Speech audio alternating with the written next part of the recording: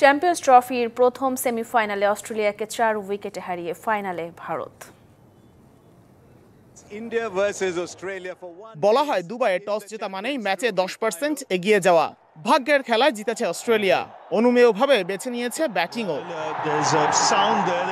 শামি হার্দিকদের বিরুদ্ধে শুরু থেকে বাড়তি চাপে মাইটি অজি। টিম ইন্ডিয়ার সেরা পেসার বুমরা না থাকার পরও খাবি খেয়েছে অস্ট্রেলিয়া। কুপার কনলি ফিরেছেন দলীয় 4 রানেই।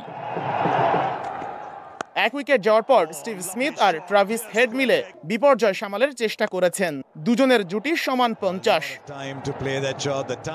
যে হেডকে নিয়ে সবসময় ভয়ে থাকে ভারতীয়রা, সেই অজি তারকা দারুণ শুরুর পরও ফিরেছেন ব্যক্তিগত 39 রানে। 5টা 4-এর সাথে মেরেছেন 2টা ছক্কাও। জশ ইংলিশ, ম্যাক্সওয়েলরা ব্যর্থ হলেও হাল ধরেন ক্যাপ্টেন স্টিভ স্মিথ।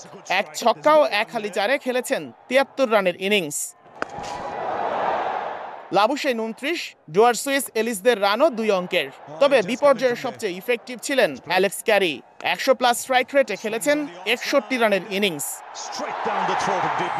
অস্ট্রেলিয়ার ব্যাটিং দেখে মনে হয়েছিল রান 280 কিংবা 85 পার হবে, তবে 264-তে অল আউট অজিরা।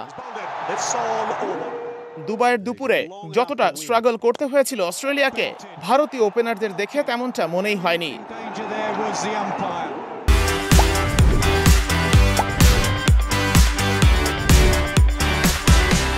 পুরো ম্যাচে ভারতকে শুধু একবারই চাপে পড়তে দেখা গেছে। 43 রানে 2 উইকেট হারানোর পর গিল ফেরেন 8 করে রোহিতের 28। বিরাট ম্যাচে বিরাট কোহলি দেখিয়েছেন কেন তিনি স্পেশাল। জুনিয়রদের সাথে নিয়ে ইনিংস টেনেছেন নিজের কাঁধে করেই। শ্রেয়াসের 45, প্যাটেলের 27 ইনিংস আরো মজবুত করেছে। জাম্পার বলে কোহলি আউট না হলেও পারতেন। ইনিংসটা শেষ করে আসলে আরো বেশি ভালো লাগতো, তবে 84-তে কাটা পড়েন কোহলি। লোকেশ রাহুল আর হার্দিক পান্ডিয়া ইনিংসের ফিনিশিং প্রায় করেই এসেছিলেন। যদিও একেবারে শেষ মুহূর্তে ফিরে গেছেন হার্দিক, তবে ওতে ভারতের জয় পেতে এক ফোঁটাও কষ্ট হয়নি।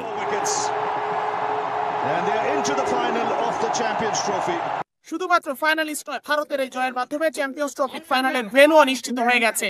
সাউথ আফ্রিকা কিংবা নিউজিল্যান্ড যেই জিতুক, সেমিতে তাকে আসতে হবে, দুবাই খেলতে হবে ভারতের বিপক্ষে ফাইনালে। আর বিরাট কোহলির কথা বলতে হয় আরো একবার, কেন তিনি বিগ ম্যাচের প্লেয়ার। তিনি প্রমাণ করেছেন দুবাই ইন্টারন্যাশনাল স্টেডিয়ামে। Sheikh Ashik, BBC news, Dubai, আরব আমিরাত।